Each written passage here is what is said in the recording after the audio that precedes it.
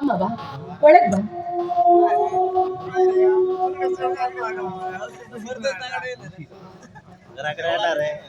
ರಾಜೇಂದ್ರ ಒಳಗಿದ್ದಾನೆ. ಅವನು ಹೊರಗೆ ಹೋದಂತೆ ಕಾಣಿಸುತ್ತೆ. ನೀನ್ ಬಾ ಮಾಮ, ಒಳಗ್ ಹೋಗೋಣ.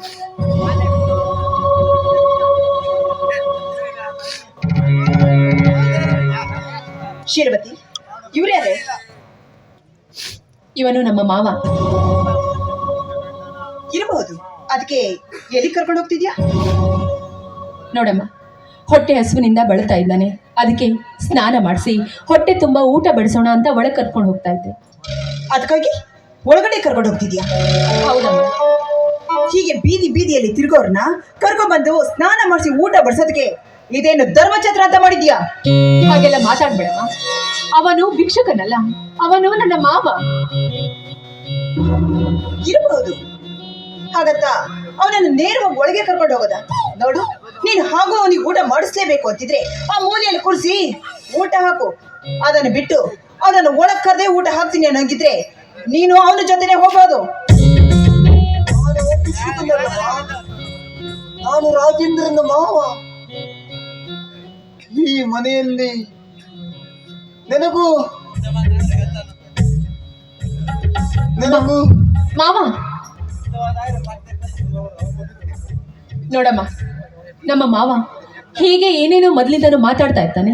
ಯಾಕಂದ್ರೆ ಮೊದಲಿಂದಲೂ ನನ್ನ ಮಾವನಿಗೆ ತಲೆ ಸರಿ ಇಲ್ಲ. ಅದಕ್ಕೆ ಅವನೇನೇ ಮಾತಾಡಿದ್ರು ನೀನು ತಪ್ಪು ತಿಳ್ಕೊಳ್ಬೇಡಮ್ಮ. ಅವನಿಗೆ ದಯವಿಟ್ಟು ಕೆಟ್ಟದಾಗಿ ಮಾತಾಡಬೇಡ. ನೋಡು, ಈ ಮನೆಯಲ್ಲಿ ಒಂದೇ ಒಂದು ತುತ್ತು ಅನ್ನ ಹಾಕೋದಕ್ಕೆ ಕಾಲಾವಕಾಶ ಕೊಡು. ನಿನಗೆ ಪುಣ್ಯ ಬರುತ್ತಮ್ಮ, ಪುಣ್ಯ ಬರುತ್ತೆ. ನೋಡು, ಅವನಿಗೆ ನೀನು ಊಟ ಹಾಕ್ಲೇಬೇಕು ಅಂದ್ರೆ ನಾನು ಹೇಳ್ದತ್ತೆ ಇಲ್ಲಿಯೇ ಕೂರಿಸಿ ಊಟ ಹಾಕು. ಅದಕ್ಕೆ ಕಡೆ ನೀನು ಹೀಗೆ ಕಂಡವರನ್ನ ಮನೆಗೆ ತಂದು ಊಟ ಹಾಕೋದ್ರಿಂದಾನೇ ನಮ್ಮನೆಯವರ ಆಸ್ತಿ ಹೀಗೆ ಬೀದಿ ಪಾಲಾಗಿ ಕರೆಗೆ ಹೋಗ್ತಾ ಇರೋದು. ಅದಕ್ಕೆ ನನ್ನ ಗಂಡ ಹೇಳಿದ್ದು ನಿನಗೆ ಹೆಚ್ಚಿಗೆ ಸವಲತ್ತು ಕೊಡಬೇಡ ಅಂತ.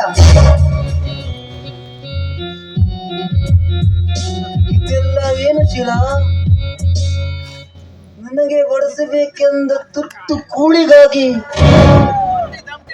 ನೀನು ಇವರಲ್ಲಿ ಇಷ್ಟೊಂದು ಅಂಗಲಾಚಬೇಕೆ? ನೀನು ಬಂದ ತಕ್ಷಣ ಕರೆದು ಕೂಡ್ ಹಾಕೋದಕ್ಕೆ ಇದೇನು ನಿನ್ನ ಬೀಗರ ಮನೆಯಲ್ಲ. ದೋಷಿಲ್ಲ, ಬೇಗ ಇವನಿಗೆ ಒಂದು ತುತ್ತು ಅನ್ನ ಹಾಕಿ ಮನೆಯಿಂದ ಹೊರ ಹಾಕು. ಮಾವ,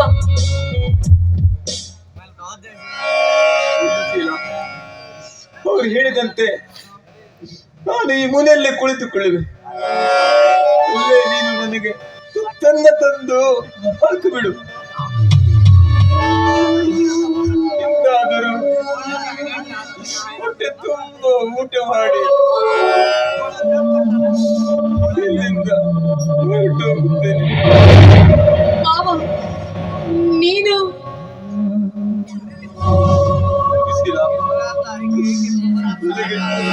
ತುಂಬಾ ಆಸವಾಗ್ತಾ ಇದೆ.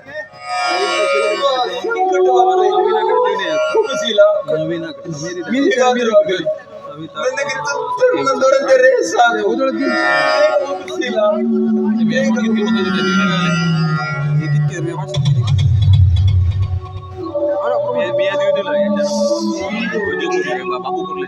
ಈ ಮನೆಯಲ್ಲಿ ಎಂತ ಕತ್ತಿ ಬಂದು ಒದಗಿದೆ?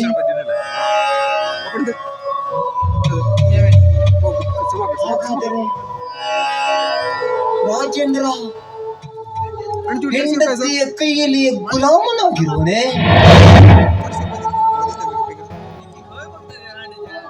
ಹಾಗಾದರೆ ನೋಡಿಯಾದರೂ ರಾಜೇಂದ್ರನ ಮನಸ್ಸು ಪರಿವರ್ತನೆ ಆಗಬಹುದು ಇಲ್ಲವೋ?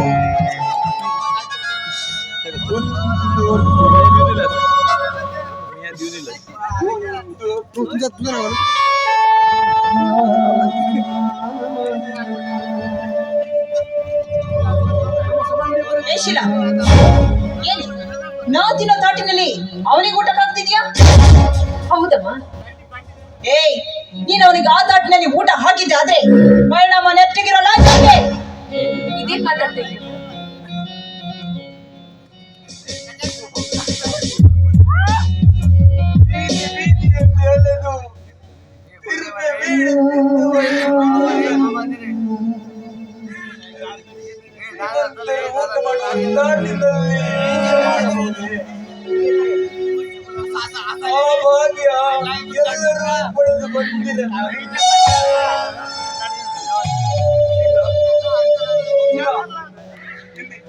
ನುಡಿಯಲ್ಲಿ ಹಾಕಿ ಬಿಡುತ್ತಿಲ್ಲ ಮಾವ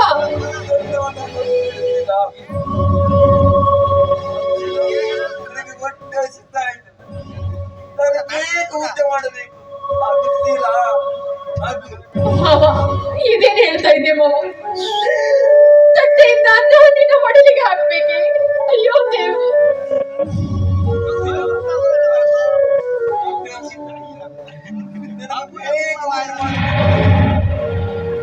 ಮನದಲ್ಲಿ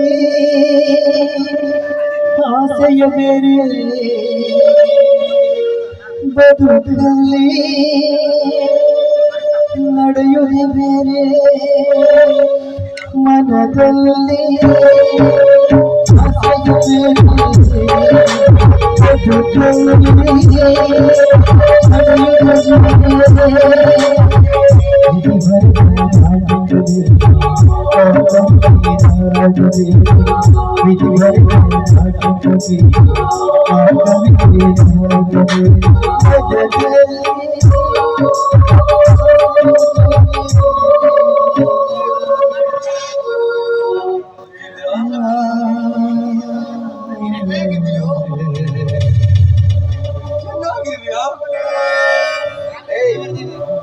ಯಾರೋ ನೀನು? ಯಾಕೋ ನನ್ನ ಗುರುತು ಸಿಗಲಿಲ್ಲವೇನು? ನಾನು ನಿನ್ನ ಮಾವ ಸೋಮು. ಬಾರೋ, ಬಾರೋ.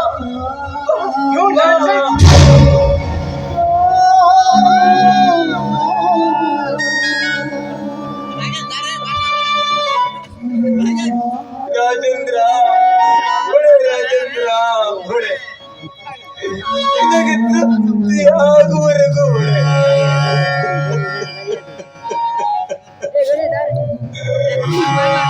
ಬೇವಿನ ಮರವೇ ಹೊಲ ಆಶಿಸುವ ನನ್ನಂತ ಕನಸುಗಾರರು ನನಗೆ ಬಂದೊದಗಿದೆ ಈ ಸ್ಥಿತಿಯನ್ನು ಕಂಡು ಪಾಠ ಕಲಿಯಲಿ. ಶಿಲಾಗೆ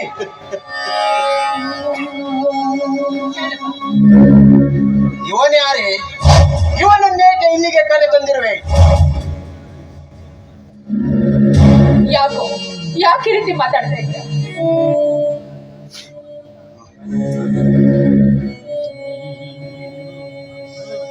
ರೀ, ನಿಮ್ಗೆ ಇವನ ಪರಿಚಯವಿದೆಯೇ? ಛೇ, ಇಂಥವರ ಪರಿಚಯ ನನಗೆಲ್ಲಿಂದ ಇರಬೇಕು? ಇದಾಳಲ್ಲ ಈ ಮಹಾತಾಯಿ, ಇವಳದೇ ಪರಿಚಯ. ಇನ್ನು ಇವಳು ಹೀಗೆ ಬಿಟ್ಟರೆ ಈ ಮನೆಯಲ್ಲಿ ಯಾರನ್ನು ತಂದು ಒಪ್ಪಿಸುತ್ತಾಳೋ ಏನೋ ಇವಳು.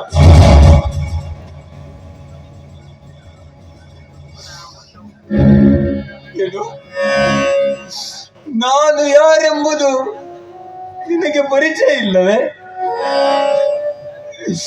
ಚೆನ್ನಾಗಿ ಹೇಳಿದೆಯಪ್ಪ, ಚೆನ್ನಾಗಿ ಹೇಳಿದೆ.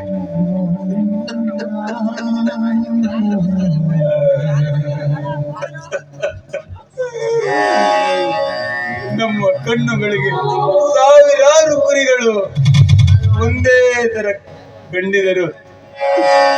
ತಾಯಿ ಕುರಿಗೆ ಮಾತ್ರ ತನ್ನ ಮರಿ ಒಡೆದು ತೋರುತ್ತಿರುತ್ತದೆ ಅಂತೆ.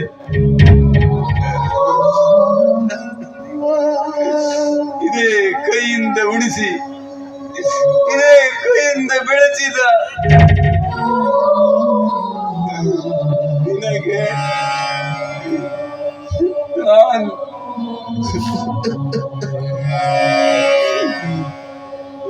ಮಾಡಿದ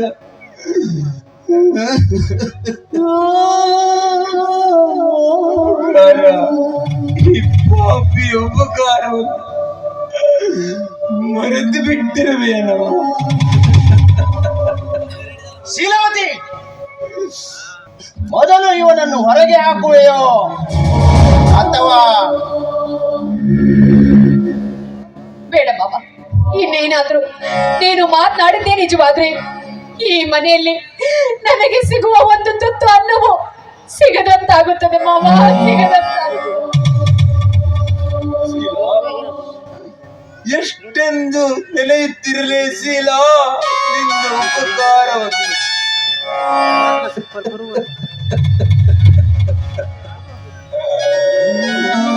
ಎಲ್ಲ ಗೊತ್ತಿದ್ದು ನನ್ನನ್ನ ಇಲ್ಲಿಗೆ ಕರೆತಂದೆಯ.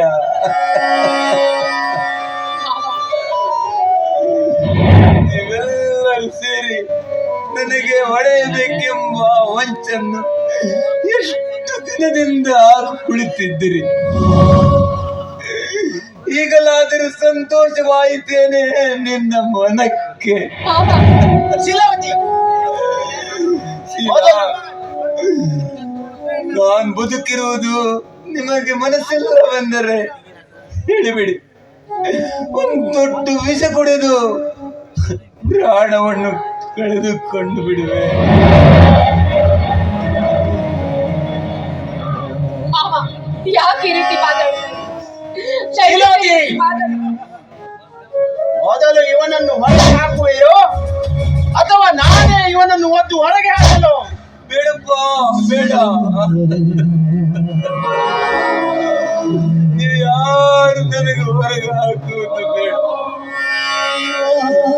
ನಾನೇ ಹೋಗುತ್ತೇನೆ, ನಾನೇ ಹೋಗುತ್ತೇನೆ. ಮೊದಲೇ ಹಸುವಿನ ಬಾಧೆಯಿಂದ ಬಳಲುತ್ತಿರುವ ನನಗೆ ನೀನು ಒದ್ದರೆ ತಿಳಿದುಕೊಳ್ಳುವಷ್ಟು ಶಕ್ತಿ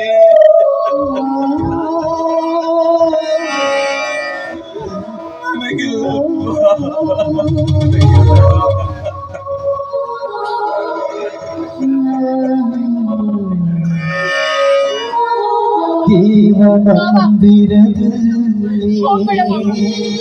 ದೇವರು ಕಾಣಲಿ